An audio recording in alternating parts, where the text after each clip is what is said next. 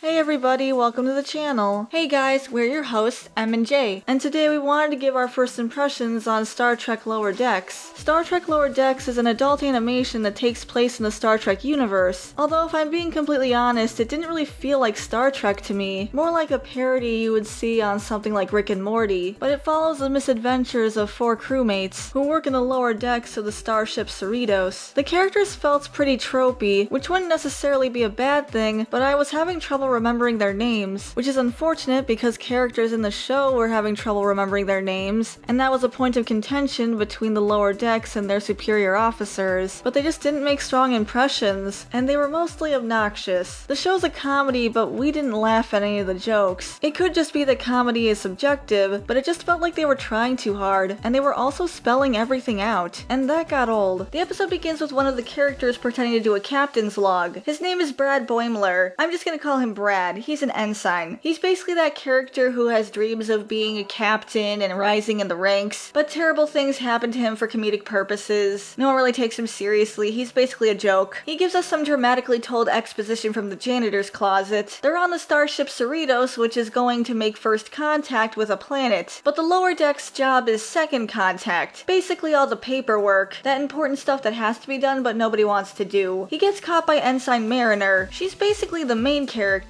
but she never stops talking. She speaks 100 words a minute, and it's very overwhelming. She makes fun of him for recording a captain's log when he's nowhere near a captain, but it turns out she's really drunk, because she's been drinking on the job, with this Romulan whiskey that she's not supposed to have. Whiskey, not ale. I don't know, I guess the Romulans have more than one drink. Or the writers don't care. Really, it could be either one. It turns out she has a bunch of other stuff she shouldn't have, including a Klingon weapon that she starts swinging around wildly. She just keeps babbling a bunch of Star Trek references while Brad begs her to stop, and she ends up catching him in the thigh. That wound looks really deep. It's definitely gonna need stitches. They both scream, but that's the end of that. This wound never comes up again. We don't even see him go to the medical bay for treatment. So what was the point of this scene? I guess it introduced us to these characters, but it didn't have anything to do with the actual plot. It actually really made me not like Mariner. It's kind of funny how they're talking about first contact and second contact, and how important it is to get it right. Well, first impressions are important too, and this first impression of Mariner is just awful. That was really reckless and stupid, and makes me question if she can handle the level of responsibility it takes to work in Starfleet. We get introduced to another character. Her name is Devana Tendi, and she's a new recruit to Starfleet. She's also a huge fan, and is really excited to start work in the medical bay. They introduce themselves with way too much exposition, spelling out everything they do and about how they're the scrappy underdogs. Both Brad and Devana are excited about moving up in the ranks, but Mariner is too cool for that, claiming that senior officers are high-strung and won't let you think for yourself, and if you do, you just get beaten down. But people rely on senior officers. You can't just be a loose cannon who gets drunk and then stabs your coworker. But moving on, they give Devana the tour, and they come across the 4th character we'll be following, Sam Rutherford, a man who recently had a cyborg implant, and he's having trouble with it because apparently the technology is Vulcan, and it's suppressing his emotions, but he has a big date tonight, so Mariner messes with the implant. I assume there was some kind of accident. They don't explain what happened to him. He seems alright, but he isn't shown to have much character outside of being a cyborg, but he seems passionate in his work of being an engineer. The only part I really liked about this episode was when they go to the holodeck, and Devana pulls up a place from her home planet that she always wanted to visit, but never got the chance to before she shipped out. It's a small moment, but it said something about her character. I wish they would focus more on moments like these, instead of jokes that just don't land. The senior officers make contact, but as they're leaving, one of the commanders gets bit by a bug on the planet. He decides not to get it checked out, even though it's clearly bothering him, and instead goes to get a drink. Brad gets called to see the captain of the ship, who is actually Mariner's mother. We don't learn that until later. She wants Mariner off the ship. She says there's no wiggle room on the Cerritos while lives are at stake, and apparently she sees Mariner as a rule breaker, so she wants Brad to tell her if she sees Mariner breaking protocol. He could just tell her about the incident with the Romulan whiskey. Smuggling contraband, getting drunk on the job, and injuring another ensign is probably enough to get her kicked off the ship. This is also why I think they should not have shown us that scene earlier. It shows that her mom has a point, but he doesn't tell her about any of that stuff. He just heads off. Meanwhile, Rutherford goes on that date. It turns out her dad was also a cyborg, insert Oedipus joke here, but while they're on their date, the commander that got a bug bite earlier turns into a zombie. It turns out the bug bite can cause that kind of infection. So now there's a zombie virus on the ship. He's biting people, puking on people, it's gross, everyone's turning into zombies. They mostly ignore it and continue their date, hiding behind a table, so good for them, I guess. Meanwhile, Brad and Mariner go to the planet to establish second contact. That way they can get this planet into the Starfleet system. Brad notices Mariner acting suspicious and assumes that she's smuggling weapons, so he goes to follow her, but it turns out she's smuggling farming equipment. She claims that Starfleet bureaucracy is going to take too long to take care of them, so she's just doing it off the books. I can't say I appreciate the shade this show is throwing at the Federation, but I digress. The farmers get spooked since Brad is pointing a phaser at them, so they run into a pen that's housing a giant spider, and it gets out, and then chases the two of them. They try to get it to leave them alone by setting up a decoy with their clothes, but it gets a hold of Brad anyway. The farmers explain that it isn't going to hurt him, it's just gonna suckle him for moisture. I imagine that's still extremely traumatic, but as luck would have it, this spider's saliva is actually the cure for the zombification. Frankly, I'm surprised the crew didn't go to the planet to find out answers about this infection to begin with. It seems like the logical thing to do, but if it hadn't been for this spider incident, the ship probably would have been doomed. Mariner says that the higher-ups in Starfleet don't care about anyone or helping people, they just want fame and glory, and the show backs her up by having the captain go on about how it was all their doing, without giving credit to Brad, and now the Doctor can publish more award-winning research. Yeah, they hate on Starfleet a lot. Despite the fact that Brad had a lot of admiration for Starfleet at the beginning of the episode, he's now lost that admiration, after coming to the conclusion that Mariner was right, and Starfleet are just a bunch of showboating narcissists, so he doesn't report Mariner to the captain, even though she actually is a danger to everyone around her. They also have her explicitly state that she's always right and better than everyone else. But it's not really that she knows more, it's just that she does whatever she wants, and it just happens to work out. But that kind of writing doesn't really make her endearing. Ultimately, the episode left a lot to be desired. Brad is just a butt monkey. We had trouble sympathizing with the farmers because of this giant slobbering spider, which they milk, and it's just really gross. Rutherford's date never really goes anywhere because she's not as obsessed with engineering as he is, so he loses interest. And I'm not really sure what the point of this subplot was. The only character I really liked was Devon Attendy. She seemed cool, but we're gonna give Star Trek Lower Decks a hard pass. The humor relies on referential and gross out humor, but none of it lands, and it doesn't really feel like Star Trek anyway, more like a mean-spirited parody. But those were our thoughts. What did you guys think? We're just gonna stick with the original series and the Next Generation. Shout out to our members: Caleb Nelson, Stutania, Tyrant Carnivore, Adam K, Shiny Orc Boy, Taylor Ramirez, The Rabbit Mancer, Dash Hound, Haley Kosheva, and Ray Thulu. Thanks for watching, we really appreciate it. If you enjoyed this video and want to see more content from us, you can leave a like and subscribe to the channel. You can also hit the join button next to the subscribe button to become a member. Thanks again for watching, and we'll see you in the next video. Bye everyone. Bye guys.